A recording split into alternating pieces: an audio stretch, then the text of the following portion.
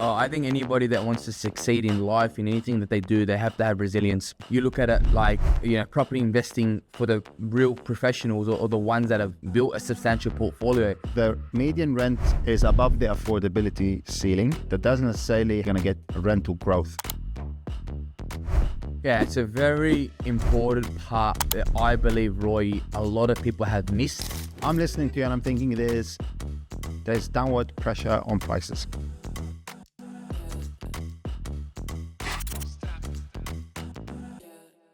Hey Ali, how are you, mate? Roy, I'm fantastic, man. How are you? Yeah, good. Sorry, I was a little bit late for our podcasting this afternoon. Actually, we picked up the keys for the new office. I was rushing back from Docklands back to Chadstone. Yeah, We got a new office coming up. Big, beautiful office. Samara, our business partner, has been enjoying buying the furniture. And really looking forward to it. We're going to have more space, more clients to see, more meeting rooms, which is very exciting because we'll be able to obviously meet more clients in our office. Looking forward for the launch, obviously hopefully in the next couple of weeks. it's interesting, man. In the world of AI, you've decided to invest and spend more money. And I'm not one to probably talk because we kind of did that move last year. Though so many I guess companies, property companies, but companies in general have opted to not go into having a brick and mortar space. Why'd you kind of add that additional expense? It's really funny you said that, because when I was looking for an office, the leasing agent would say, some of the leasing agents would say that it's not big, it's not massive, but you're gonna have people working from home, rotating, etc. So you'll be fine. Like, no, we're gonna be coming to the office every day. And then it was a bit of a shocker for them. And I remember looking at offices in Albert Park on a Friday, and it just was a ghost town. It was sad. It was really sad to see. And it got me thinking, what's going on? What's happening with all this real estate? There's no one occupying this real estate in general, right? Very interesting. Considering we have a housing crisis in this country. But the reason I did that, and funny enough, you've asked that question, because I think we're in the people business. That's what we do. I've been in the property space for over a decade now, and ever since I started, there's always some entrepreneur wanting to replace the real estate agent, or wanting to replace the buyer's agent through AI, through some sort of research platform, or a broker who wants to help automate the whole process of brokering. There's always someone trying to implement tech into what we do, so that because why would you want to pay a commission to someone, to a real estate agent or a broker? And I think we're in the people business. That's what we do. If someone comes in and talks to us, the first thing we want to know is what your plans are, what you're trying to do. And I've noticed the clients that we have the best relationships with are the clients that we do meet, because we do become mates with them. We do get to know them on a personal level, and that allows us to give them a better service at the end of the day. Plus, it's a bigger office, swankier office. It's also nice. It's not bad. Yeah, you like it. No, that's awesome, mate. Congratulations. That's really good. That's exciting. What did it feel like for you when you first moved? I remember because, Buyers Club ages ago started in St. Leonard's and then moved to Bockham Hills, and now you're in Rhodes. What did it feel like at the time for you? Mate, it was, when we moved into this office, this was so much bigger. We have a team of close to around, say, 35 in the office. And traditionally you still have people working from home, you have people away, but the office fits, I would say close to 60. So it's different from seeing an office that was so small, or smaller and really compact and everyone's kind of on top of each other, versus an office where there's an abundance of space. So seeing it kind of gave me that feeling of excitement and fear, being a bigger space, and we got a really good deal, to be fair, with the office, and merging a couple of other businesses that I have into one as well. So financially, it made really a lot of sense. But just seeing the office so big and seeing the fact that there's so much room for expansion is exciting, because all you want to do is fill it with more people, create more jobs, and So it's that nerve-wracking exciting feeling. For sure. Yeah, absolutely. And it's you have to be outside your comfort zones for you to be able to achieve better things for yourself, whether it's personal, professional, and obviously in investing in general. Let's talk about this today. Obviously, there's a lot of chatter in the marketplace. inflation data came out. Yeah, I remember you posting that on the group chat the other day. And inflation has increased quite significantly. So potentially we're expecting a rate rise. That's going to put a downward pressure on the sentiment. Let's just say it's going to affect people's confidence, that's for sure. But that's where serious investors will shine and will come through. And so let's talk about that. How important is it to be resilient in the property investment space, you reckon, Ali? How important is that? I think anybody that wants to succeed in life, in anything that they do, they have to have resilience. You know, you look at it like, you know, property investing for the real professionals or the ones that have built a substantial portfolio. If they don't have resilience, you won't achieve it. You will not succeed. It is more of a mental game than anything, and they say everything is 80% mental, and property is no different. Of course, having a higher incoming job and better cash flow does support it, but if you're not resilient to having the long-term vision in mind and understanding that there are going to be things that get in your way with property investing, like in life, and understanding that there are going to be times and periods where things aren't going to be good. So changes in policy, regulatory changes, uncertainty in the market, sentiment very low. Like there are many times when I've built my property portfolio and, I've, been quite public recently about it. I've got to 55 properties and man, there were times over that 12-year period that I was really aggressively building my property portfolio. And even now, especially with everything going on in the world at the moment, you start to feel more panicked. I had a conversation, and we have this every single day with some of our members. And one of my members who is super conservative, he's gone on now, he's bought his third property. He called me this morning and goes, I want to do a second property through his super. And man, he is the most conservative person. I met him 4 years ago. It took him 2.5 years after his first property, mind you, had appreciated 120% in a 4-year period. That took him to buy. He took 2 years to buy his second property, right? So very conservative. And, he asked me about these changes, and it was always about future mindset, understanding, where are the shortfalls? What is the fundamentals of why property is a good investment in Australia? And we went back down to the supply and demand, and we've talked about that a lot, Roy. But really just going back into, sometimes it's going back into putting on your logical hat and understanding that these changes, what they can actually affect and what they can do. Now, being able to have that resilience and mindset to just think longer term and saying, okay, well, longer term, what is Australia's issue? We don't have enough houses. We're not building enough houses. Do taxes, do these things, are they going to impact like what we're seeing today? Are they going to impact things? Are interest rates going up going to actually make the market crash? Who benefits from a market crash? Absolutely nobody. Besides the people that have been talking about the market crash for the last 20 years, they're finally right. Yeah. But besides that, it doesn't benefit anybody. So being resilient in property is so important. Understanding it's a long-term game and things aren't always going to look positively, right? And being okay with that is super important. And I know for some people it's harder than others, but long-term you just have to have that strong mindset. We've had.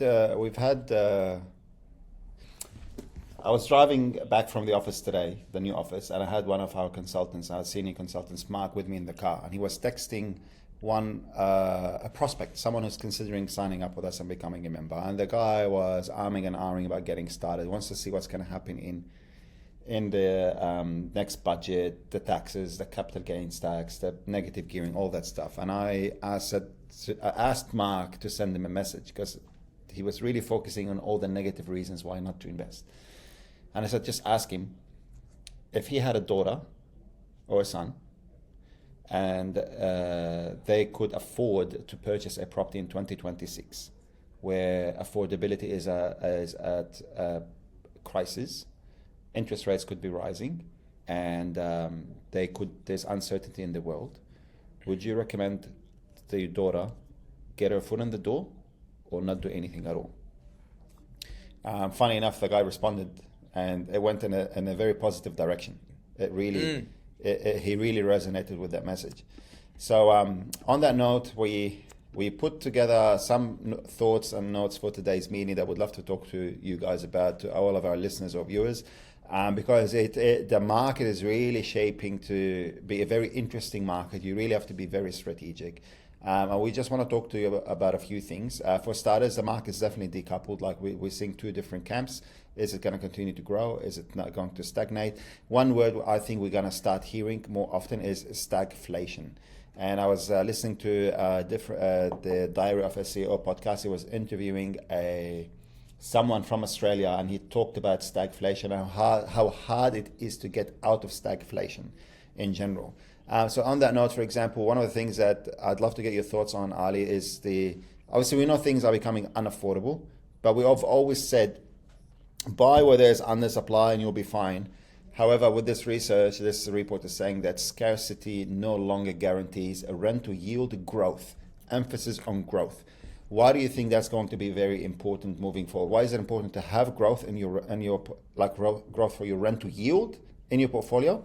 And why scarcity alone doesn't guarantee that anymore? Yeah, well, at the moment, what people have to understand is that through rental growth, it usually occurs in a couple of main ways, right? If we exclude all the transient markets, so the markets like, pockets of Darwin, for example, where you've got 40-50% of investors that actually own property in that market, and we talk about the more balanced markets, having a 70-30% kind of split for renters and owners.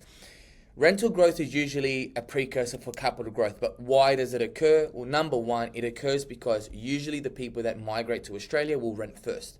They'll rent, and through that, I guess, that demand and the popularity of that area, rents start to grow, and people are happy to pay more for rents because they enjoy the area, and then eventually they will want to move and actually own property in that area. But another reason is, of course, why does rental growth also, why is it important for property prices to grow, is that when rents start to grow, investors start to look at these areas as being more attractive investments.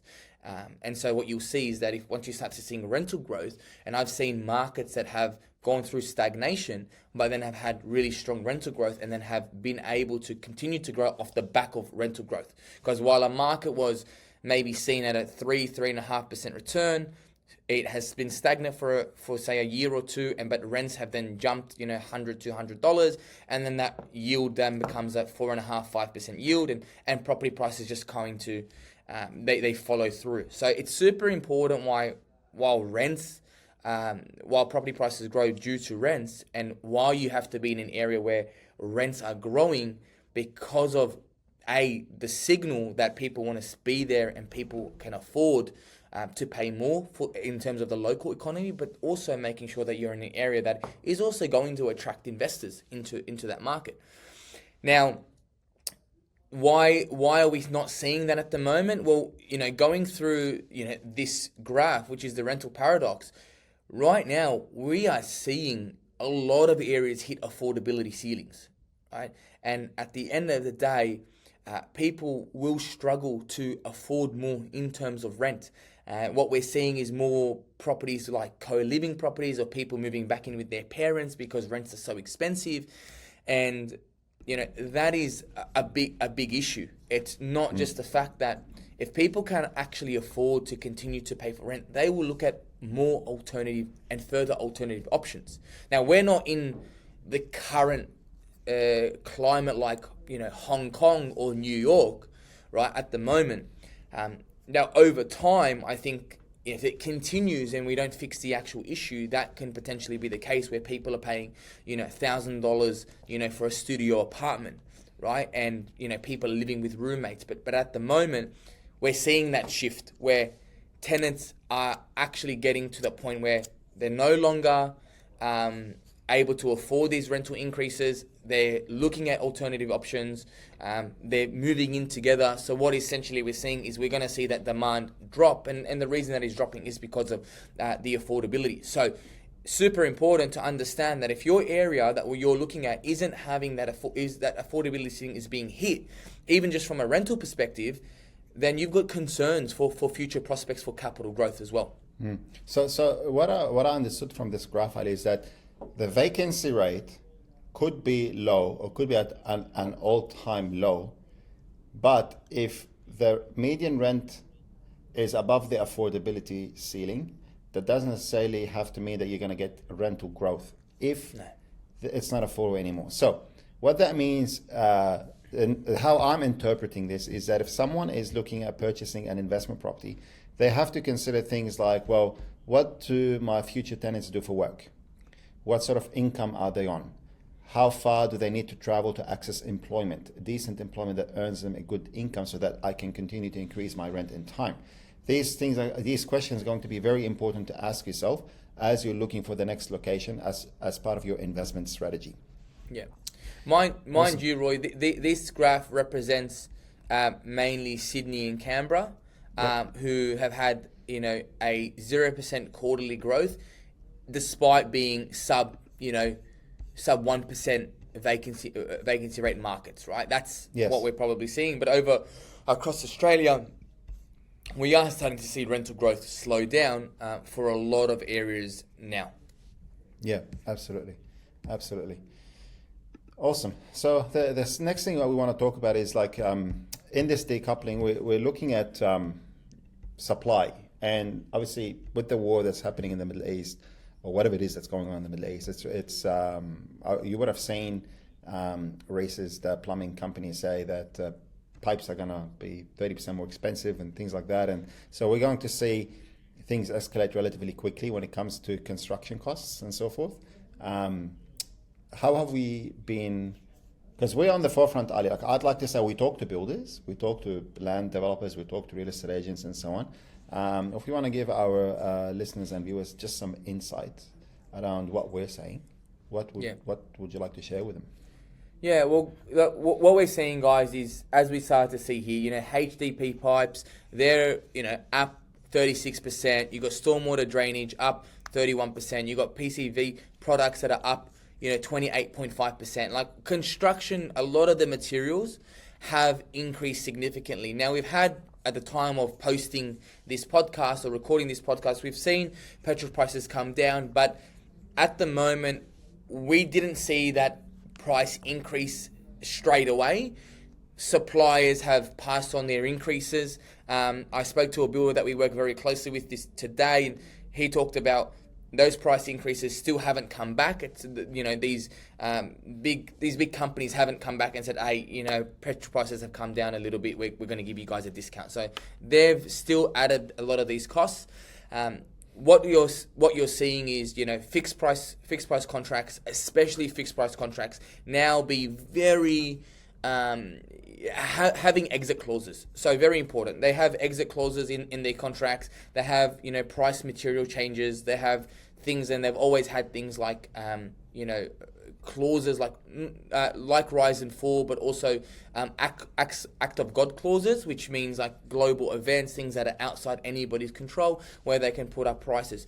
What we're seeing is a lot of the builders being on the forefront, so increasing their pricing, especially for projects that are in the pipeline to be ready for construction in, say, 6 or 12 months' time, being very conservative. The market has shifted with what's happened during COVID, but we are on the forefront right now with the construction crisis. At the moment, a lot of builders are putting up prices because they're trying to safeguard themselves from having to deliver price increases or having to change contract prices, and really wanting to get their prices right, but also being very conservative in their prices.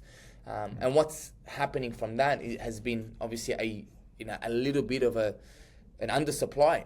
Building approvals are, what we've seen based on data, are a little bit down in the last month. Yeah, absolutely. So we've got all these like, I'm listening to you and I'm thinking there's downward pressure on prices.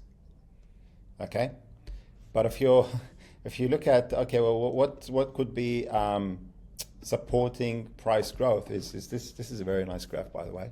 Whoever put this together has done a really good job. So it's just artificial with the first home owner cap, yeah? So we've got downward pressure, but then we've also got upward pressure, a segment in the market. and then everyone's getting sandwiched into this price point. How did that affect our work, Ali, in markets like Perth and Queensland and Victoria, this cap? Okay, so like talking about the 5% deposit cap, and it was a very interesting totality report, and it was super exciting because we did a white paper regarding what we expect the 5% deposit scheme to actually do, and honestly, it did exactly what I think we thought, but then also what probably most investors thought, which was increase the price of properties below the cap. So what happened to the market is overall we saw a over the 6-month period, right, from September to March 2026, we saw a 6.7% capital growth for properties that were under the cap, and then only a 3.8% growth for properties that were above the cap. So we're almost looking at double the amount of growth just by the fact that properties were below the cap and were able to access that 5% deposit scheme. I guess what that meant for us was, we work really well in the affordable space. We see that's where the market is most, I guess, with the most amount of demand actually is. And yeah, we started to, it benefited a lot of our clients and a lot of people that got into the market. But as I mentioned, if we look at an overall growth rate, right, of 3.8%, say for that 6-month time, if we average it out over Australia, if we times that by say 2, so give it a 12-month period, we're pretty much in line with the average growth rate of around 7% in Australia. But what has happened is the government, who wanted to make the market more affordable, as I said, they've made it more affordable for people today that they can win votes from, but for the future generations, they've created an issue. And this exactly details how wrong they've gotten. They've to a certain degree, if we just look at what they've done, in theory, we can say that they've made the property market grow twice as much, or almost twice as much as what it should have grown, because of these 5% deposit schemes. Because we look at properties above that cap and they did not grow at that rate. They grew below it. And again, we're not really taking into account, the markets that were just a little bit above the scheme and they had specific, they had a bit of that follow through or ripple effects from these markets. So to answer your, I guess, we saw a lot of, the government add fuel to the fire. With everything going on in the world, this has grown the market, definitely. And it's still pushing market and affordability, but right now we're seeing a lot less markets now fall below that cap now. So obviously, as an investor, a major component of your portfolio growth is understanding and leveraging the lending solutions that are out there for you, whether it's with mainstream lenders, mainstream lenders, second-tier lenders, third-tier lenders, and private lenders as well. And it's been February, March. It's been 3 months now since APRA kicked in the 6 multiples debt to income ratio, right? So this, what are you seeing on that front, Ali, when it comes to property investors trying to continue to build their portfolio? And what are you also seeing on the structuring front as well? Yeah, it's a very important part that I believe, Roy, a lot of people have missed and not paying enough attention to it here. And we know what happened back in 2016 when APRA first came in and really did a big shake-up. So essentially, APRA, in Feb 2026, APRA restricts all new lending with a debt-to-income ratio of less than 6 times to no more than 20% to a bank's portfolio. So essentially, 80% of the entire loan book, right, has to be less than 6 times the income, with no exception. Okay? Now, that's a significant decline, right? to not having that specific restriction. And understand that if somebody's on, $100,000, they can now only borrow $600,000 with a mainstream lender. If they're on, $200,000, that's $1.2 million. It is making a significant change. And it definitely has restricted, brokers from being able to be a little bit more creative, add specific income or remove specific income from, say, somebody's personal capacity, regardless of rental income and regardless of, other sources of income. So what we have seen, especially in the investment space, is a massive amount of demand for non-bank finance, right? Second, third tier lenders, the likes of Latrobe, Liberty, Pepper, AFG, these companies. It's becoming a lot more normal because, and I speak to people every day who want to grow their portfolio and are now just purely restricted to having to go to these non-bank lenders. And I've seen non-bank lenders as well, funny enough, be a lot more competitive with their rates. I don't see it being a long-term solution. I was talking to my broker because I just contracted a block of land in Queensland that titles first quarter of 2027. And that's my second block of land in that particular estate because I like it so much. Right now I'm doing my finance with NAB. And I was asking the broker, I said, mate, can I still do 10% with NAB under a trust structure? Because that's how I'm buying my properties. Apparently, NAB is going to can the trust lending for over an 80% loan to value ratio, moving from the beginning of May. But he did say that he's been talking to BDMs at Granite, Pepper, and I can't remember who else he said, who are coming up with new products. Funny enough, like a loan is a product at the end of the day, but they are preparing to launch new products where these non-APRA regulated lenders are going to be lending up to 90 or even 95% for trusts and companies and so forth, which the mainstream lenders have now stopped doing. And that really reminded me of the super, 15, 20 years ago, main banks were lending to self-managed super funds, and that stopped. And then the private lenders kicked in. And I think we're going to see something very, very, very similar to this. So it goes to show it's very important to have someone in finance on your team as well, to be fair. Yeah, fully agree with you. Awesome. Well, that's today's been a very interesting conversation, Ali, because it's like I felt like today we're just having a chat about what we're seeing in the marketplace as professionals working in this space. It's almost like, guys, if you're listening or watching this is just a couple of blokes just having a chat about what we're seeing, how we're feeling in today's marketplace, and just talking shit, to be fair, Yeah.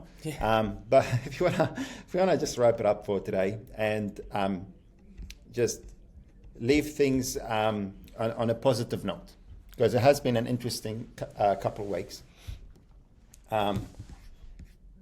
What would you like to say, bro? Man, I think I'd want to say to this is more advice that I guess I talk to myself, right? Like touching on that conversation I had earlier with a client. Like, obviously I'm in a little bit of a different situation, but I also talk about my portfolio and I have between 15 and will be $20 million of debt by the end of the year, right? Now I feel more comfortable because I sit at like a 50% LVR, so anyone can kind of easily understand my portfolio value. But then I kind of considered it as if somebody had $1 million in $1 million property with $500,000 in debt, it's very similar, just on a much different scale. But given that I've got a bigger portfolio, like as a property investor, I start to think about the capital gains and the stamp duty and all these changes that they're making, and I think is it time for me as an investor just to call it quits? Sell everything, consolidate, live a pretty comfortable life, but and it's not that we always just keep doing this for the money, but understanding that everyone is going to have these thoughts and these issues are going to continue to come up in your head. And even as a pretty senior property investor, I'm not senior by probably age, but senior by, I guess, portfolio and the experience and the time I have invested into property, is that understanding the fundamentals, simply shifting your strategy. There are so many opportunities. Like mind you, right? We've seen opportunities in property markets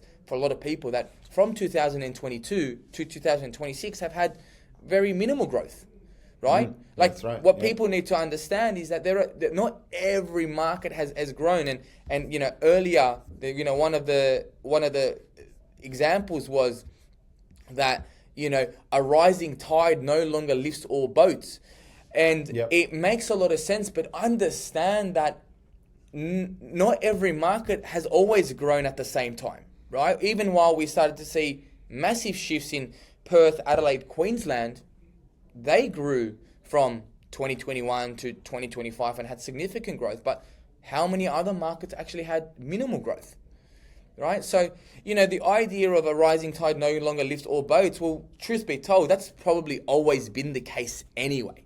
Because we've never seen a market grow at over the national average at one given time. I don't think it's ever happened in history. I don't think it ever will happen, because there are always going to be levers that need to be pulled for certain property markets for them to actually increase in price, and affordability does hit the market. Knowing now about what's happening with the market, as an investor, this is probably one of the best opportunities for you to get into the market, only while there's a little bit of uncertainty, right? If anything, this is creating a window of opportunity, in my opinion. And I don't say this because, I want people to just go out there and buy property blindly. You have to be very cautious and do your due diligence and your research. But, while people aren't as confident in the market, that might give somebody starting off with their first deposit to actually get into the market, negotiate a little bit harder. But like you mentioned, Roy, thinking about this over a 10-year period, it's just a timing thing. People think, that's what I was going to say. When you said that you've got the 50 to 60 properties in your portfolio, I doubt that at any stage you've looked back and you've told yourself, I wish I didn't have that many properties. Like, it's right. This is in a sense where headaches. Besides the management side, right? It's one of those things like, I'm considering all this uncertainty. I'm glad that I've managed to build my portfolio now, because I feel I have more certainty, considering that the portfolio is pretty decent. And that kind of reminds me of something that I said to my personal trainer the other day, because right now I'm training 6 days a week, and I said to him, I said, I'm going to continue to train 6 days a week until I can't physically train 6 days a week. So while I can do it, and I've got the time and the energy to do it, why would I not want to do it? Regardless of how tired I feel, how difficult it is, the time it takes, and the commitment that it takes. Because at some stage, I'm probably going to get older, I'm going to have another kid, I'm not going to be able to do it. So while I can do it, why wouldn't I not do it? And it goes to same. I think the same principle applies for investing. If you forget about everything else that's out there and you just look at yourself, if you can do it, and if you can purchase an investment property that you can afford today, why would you not want to do it? Because you can. Okay, so just like Nike said, just do it. New slogan. Yeah, just do it. No, I agree. Chat, mate. Good chat. Thank you, Roy. Good chat Appreciate today. it, mate. See you. Okay, see you guys. Bye. Bye.